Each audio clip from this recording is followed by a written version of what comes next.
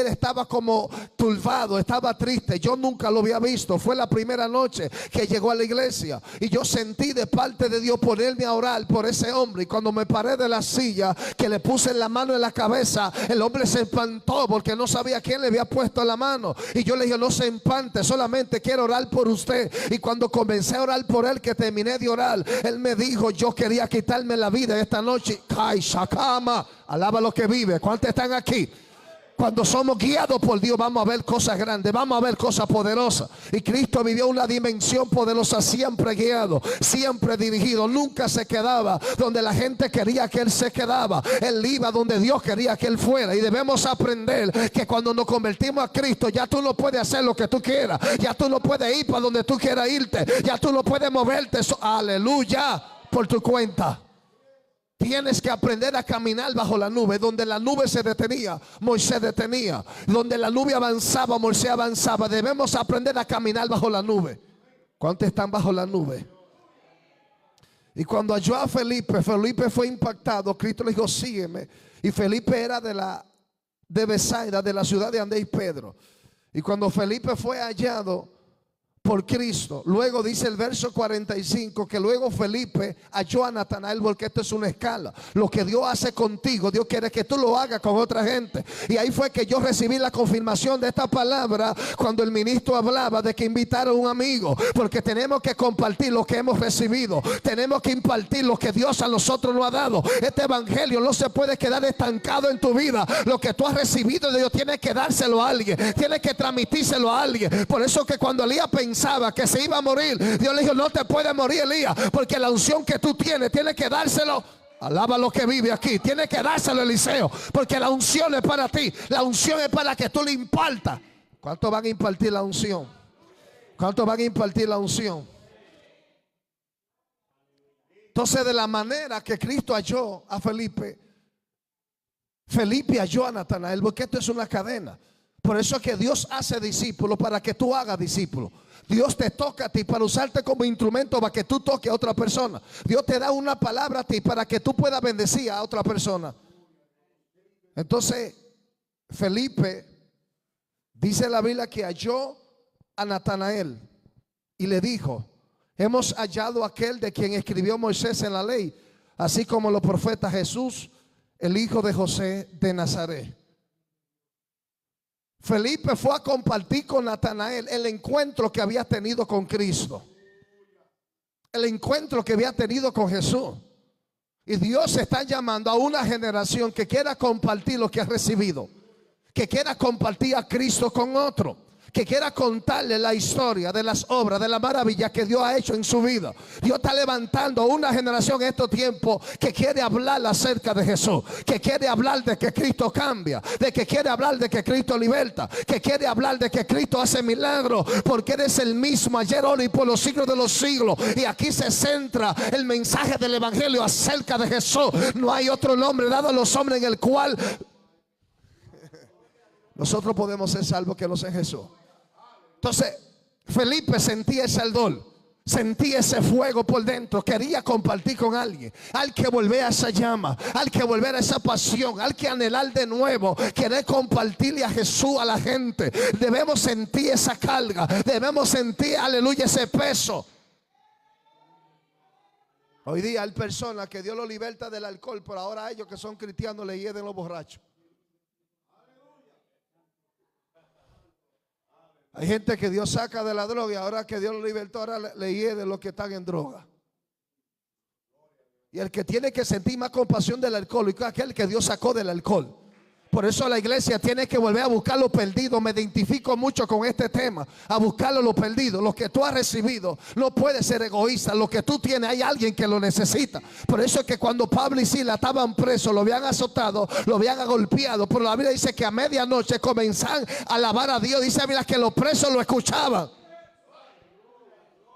Pero ¿por qué hace referencia a que los presos lo escuchaban si Pablo y Silas estaban presos? Porque una cosa es estar preso físicamente y otra cosa es estar preso espiritualmente.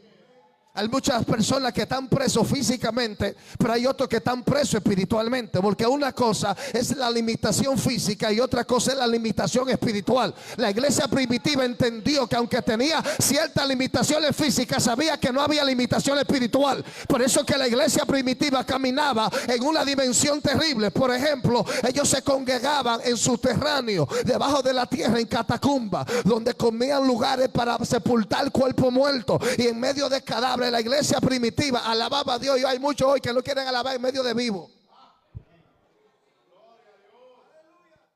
La iglesia aprendió a buscar a Dios en medio de la persecución, en medio de la prueba. La iglesia se mantuvo adorando. Entonces mientras Pablo y Silas alababan a Dios, dice mira que los presos lo escuchaban. Alguien preso quiere oírte adorando. Alguien que está cautivo quiere oírte que predicándole.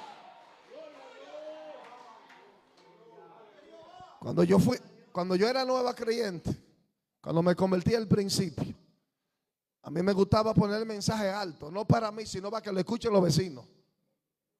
Y eran las 9 de la noche, después yo llegué de culto y puse un testimonio de una persona que Dios lo ha libertado de la calle, del bajo mundo. Y me dice la mamá, ya bájalo. Me dice mi mamá, bájalo, que hay gente que está durmiendo. Yo lo bajé. Era tico, escucho a Dios que le están dando como unos golpes a la ventana de mi casa. Cuando yo la abro, era un vecino llamado Chiche que tenía un proceso de úlcera sangrante en el estómago. Se estaba muriendo y dice, sube lo que yo también lo quiero oír.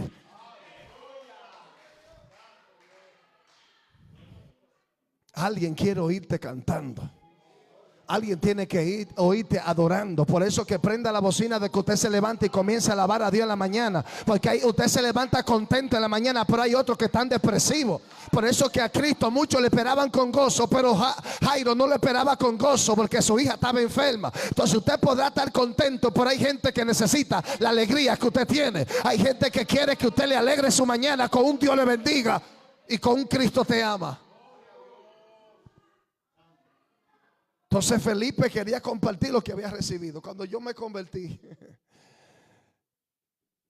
Dios me habló muy fuerte. Lo primero que Dios hizo fue que un sueño, yo fui a un lugar a comprar un picapollo. Ustedes saben lo que es picapollo. Cuando yo fui, yo le pasé 100 pesos a la joven que estaba en turno atendiéndome y le dije que me diera un picapollo de pollo frito con frito verde. La muchacha se fue. Cuando vino, me entregó pollo frito con papa hervida sin sal. Y yo comencé a quejarme, a decirle que por qué me trajo eso. Si yo lo que pedí fue pollo frito con frito verde. Y ella me trajo papa hervida sin sal con pollo frito. Y después que yo tenía un rato quejándome, ella me dijo, lo que pasa es que los 100 pesos que tú diste nada más dan para eso. Y yo era nuevo creyente y no entendí qué significaba eso. Hablaba con el pastor mío, con los hermanos, la anciana de la iglesia, y nadie podía entender algo simple, pero tenía un mensaje poderoso. Pero yo no lo sabía. Yo me quedé con eso. ¿Y qué es lo que significa eso? A la semana el Señor me habló y me dijo, eso eres tú que pide mucho y da poco. Cuando comencé a orar y comencé a buscar a Dios, después volví a tener otro sueño de que me dieran un plato exquisito para que lo compartiera. Cuando yo comencé a comer se me olvidó que era para compartir. Y cuando quedaba un chin ya me daba vergüenza compartirlo. Y yo entendí eso de una vez, que era yo que estaba comiendo mucho y estaba dando poco. Entonces tenemos que impartir lo que Dios nos ha dado. Alguien necesita lo que tú portas. Alguien necesita lo que tú tienes. Pedro dijo, y Juan, no tengo plata ni oro, mas lo que tengo te doy. Hay gente que quizás necesitan dinero, pero tú tienes la unción para libertarlo de la depresión. Tú tienes la unción para romper las cadenas que lo atan. Hay algunos que no tienen ni plata, no tienen oro, ni tienen poder. Yo mejor prefiero quedarme con poder, aunque no haya plata ni oro. Porque la plata y oro hay cosas que no resuelven, pero el poder resuelve lo que el dinero no puede resolver. Cuando Felipe le dice a Natanael, he hallado a aquel de quien escribieron profetas, también de cuál habló la ley, a Jesús, hijo de José de Nazaret. Jesús había nacido en Belén, pero se había criado en Nazaret. Dentro de los 18 años ocultos, cae la Biblia cerca de eso. Una gran parte de ellos lo duró en Nazaret, trabajando con José de Arimatea, vendiendo túnica y sábana. Entonces cuando Natanael escucha acerca de Cristo de Nazaret, en lo lógico, Natanael tenía cierta razón, porque Nazaret era un pequeño pueblo atrasado, donde no había avance, donde no había desarrollo. Y lo más triste de todo era que nunca de Nazaret había